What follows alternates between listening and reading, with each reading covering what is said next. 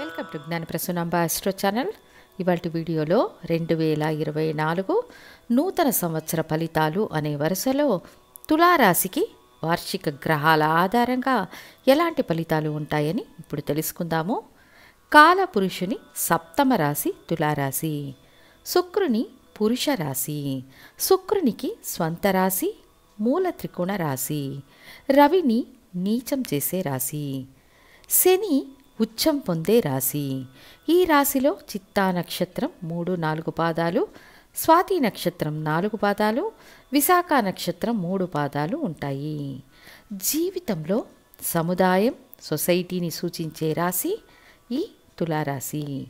ఇది ఒక జడతత్వ రాశి. సెంటిమెంట్ తక్కువగా ఉన్న రాశి.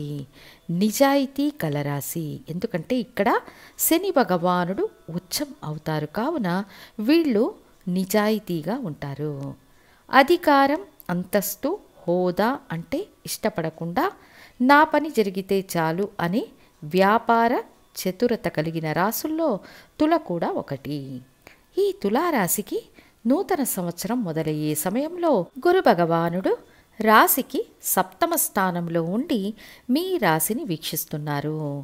జన్మ రాశిలో పలు విధాలైన అడ్డంకులను ఏర్పరిచిన కేతువు గత అక్టోబర్ మాసం మీ రాశి నుండి వ్యయస్థానమైన 12వ స్థానానికి స్థాన మార్పు చెందారు.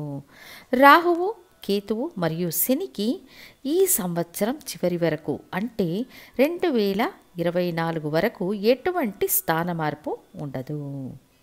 కుంభంలో శని స్వంత రాశి అనే స్థితిలో, రాహువు మీనంలో, కేతువు కన్యలో ఉంటారు. గురు భగవానుడు మాత్రం ఏప్రిల్ మాసం తర్వాత మీ అష్టమ స్థానానికి స్థాన మార్పు చెందుతారు. సో ఈ విధంగా చూచినప్పుడు శని భగవానుడు మీ పూర్వ పుణ్య స్థానంలో ఉండడం వల్ల మీరు ఇల్లు కట్టుకునే యోగం లేదా ఇల్లు కొనే యోగం, భూమి యోగం, కొత్త వ్యాపార ప్రయత్నాలు, సంతానం ద్వారా ఆదాయం, పిల్లలకు శుభ ఖర్చులు, కుటుంబంలో శుభకార్యాలు జరుగుతాయి. వివాహం కోసం ఎదురు చూస్తున్న తులారాశి వారికి వివాహం జరిగే సమయం. భార్యాభర్తల మధ్య విభేదాలు ఉంటే పరిష్కరించబడడం, కొత్త ఒప్పందాలపై సంతకం చేయడం, వ్యవసాయ రంగాలలో ఉన్నవారికి అనుకూల పరిస్థితులు, విదేశాలకు వెళ్ళే అవకాశం, ఉద్యోగంలో మార్పులు, ఆర్థిక పురోగతి వంటి అన్ని రకాల మంచి ఫలితాలను స్వీకరించడానికి మీరు సిద్ధంగా ఉన్నారు. రాశికి శుభుడైన శని భగవానుని వీక్షణ ఉన్న గురు భగవానుడు మీకు అనేక ఇబ్బందులను కలిగించే స్థితిలో ఉన్నప్పటికీ సహజ శుభగ్రహమైన గురు భగవానుని వీక్షణ వల్ల విజయాన్ని సాధించే స్థితి ఉంటుంది. 6వ స్థానంలో ఉన్న రాహు భగవానుని వల్ల పాత అప్పులు తీరిపోవడం, కొత్త అప్పులు ఏర్పడడం, చాలా కాలంగా ఉన్న శత్రుత్వానికి తెరపడుతుంది. కోర్టు కేసుల్లాంటివి మీకు అనుకూలంగా ఉంటాయి. పనిచేసే ప్రదేశాలలో ఉన్న అడ్డంకులు తొలగిపోతాయి. ఉద్యోగంలో ఆశించిన విధంగా పదోన్నతి పొందడం వంటి మంచి ఫలితాలు ఉంటాయి. కానీ 12వ స్థానంలో ఉన్న కేతువు వల్ల ప్రయాణాల్లో తరచుగా ప్రమాదాలను ఎదుర్కోవడం, దేహ ఆరోగ్య సమస్యలు, నిద్రకు సంబంధించిన సమస్యలు కలుగుతాయి. ఇక 2024 ఏప్రిల్ మాసం తరువాత గురువు అష్టమ స్థానానికి స్థాన మార్పు చెందుతారు.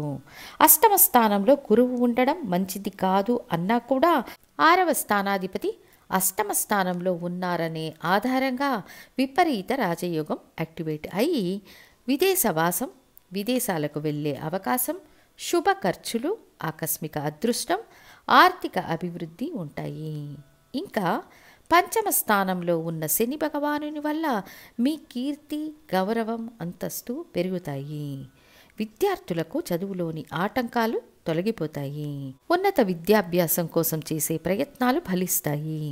వివాహం కోసం ఎదురు చూస్తున్న వారికి వివాహ యోగం, సంతానం కోసం వేచి ఉన్న వారికి సంతాన వృద్ధి కలుగుతుంది.